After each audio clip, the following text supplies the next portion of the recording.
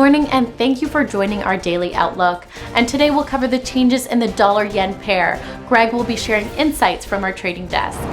The dollar-yen pair has fallen 1% in the last two sessions. The stochastic RSI moved sharply into overbought territory. Bitcoin has added 1.5% in the last session. The ADX moved into positive territory. The price of gold has added 2.3% in the last three sessions. The ATR has receded into the low volatility zone. The price of crude oil has gained 0.7% in the last session. The stochastic RSI shifted sharply into the overbought area. Thank you. Moving on to the latest updates in world financial news. Iraq's huge Nasiriyah oil field is being fast-tracked for development, and Chinese Sinopec and PetroChina are now expected to fully develop the mega project.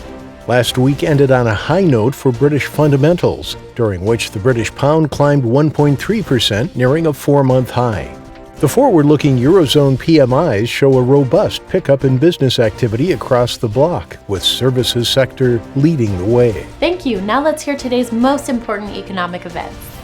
The German business expectations will be released at 600 GMT, the German IFO Business Climate Index at 600 GMT, the Eurozone's M3 money supply at 600 GMT, the U.S. durable goods orders at 1030 GMT, the U.S. Dallas Fed Manufacturing Business Index at 1230 GMT, and the U.S. three-month bill auction at 1330 GMT. We hope that you've enjoyed today's market outlook. On behalf of all of us here, we wish you a productive trading day. Be sure to join our next review for the latest news and events from the financial markets.